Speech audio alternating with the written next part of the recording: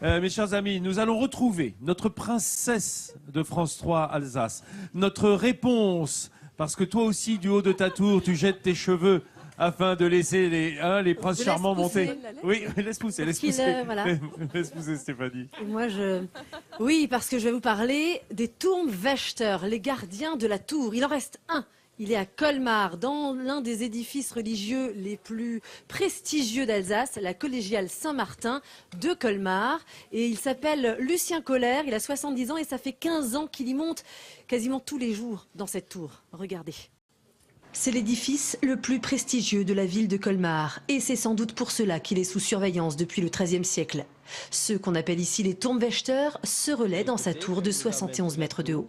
On va monter les 244 marches pour aller voir Colmar d'en haut, si vous voulez bien me suivre. Lucien Forer est le dernier gardien de la collégiale. Voilà 15 ans qu'il est détenteur des clés de la tour. Une tour qui renferme des trésors méconnus du grand public, comme cette horloge de 1866. C'est la seule horloge mécanique encore qui reste à Colmar. Et donc elle est actionnée. Ça fonctionne un peu comme les coucous. Vous savez, les coucous, là où il y a les pommes de pin qu'on tire, eh ben, vous avez l'horloge ici et les contrepoids.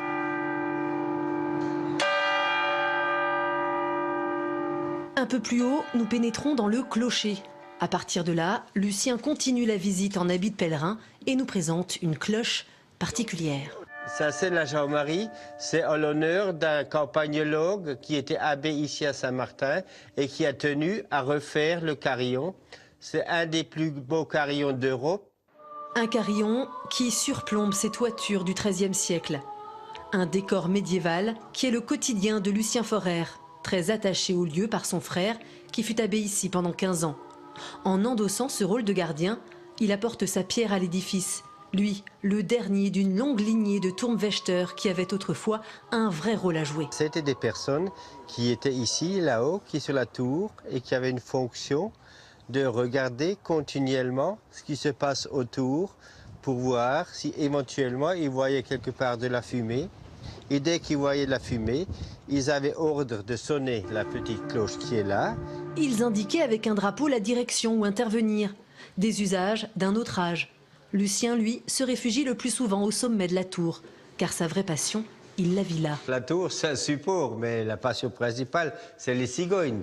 Et d'ailleurs, je vais voir si éventuellement il y a des cigognes sur les Catherinettes.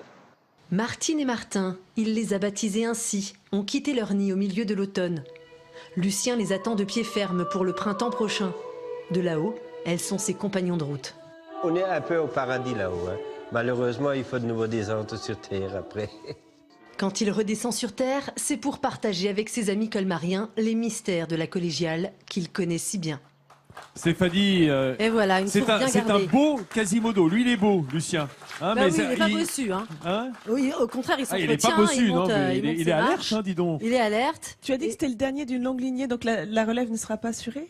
Je ne pense pas que la relève sera assurée puisqu'on n'a plus besoin de gardien de la tour. Lui, il le fait vraiment par pur plaisir. Avant, comme la ville était fortifiée, il fallait ouvrir et fermer les portes et il fallait quelqu'un qui le signale. Donc on le signalait avec les cloches depuis le XVIe siècle jusqu'à 1915 à peu près. Après, les cloches ont été électrifiées. Qu'est-ce que c'est beau, dis donc, ce sont des vues de Colmar là que l'on a. Hein. Et oui, une ancienne ville fortifiée, médiévale, magnifique. Avec ces cours d'eau qui passent dans la ville comme ça. La petite Venise. Vieille ville, Colmar, ville du Gilles, c'est splendide, hein, cette ville de Colmar. C'est superbe, je me rappelle avoir fait monter Patrick Fulgraf, qui était à l'époque le chef du Fer Rouge à Colmar. Il y a 20 ans, on avait tourné un petit film pour une télévision japonaise et on voit tout Colmar et on découvre cette ville que Jules Romain présentait à l'ami allemand comme la plus belle du monde. La plus belle du monde, oui, on le comprend lorsqu'on regarde ces images, on peut le voir. Et moi, je suis certain qu'il y aura un colmarien pour prendre la suite de Lucien sur la tour. Sans doute, en tout cas. Oui, parce qu'on ne laisse pas tomber les traditions facilement ici. Non, c'est vrai. Bon, on l'espère en tout cas. C'est une splendeur. On ne se lasse pas de se balader dans les rues de Colmar. Voilà, moi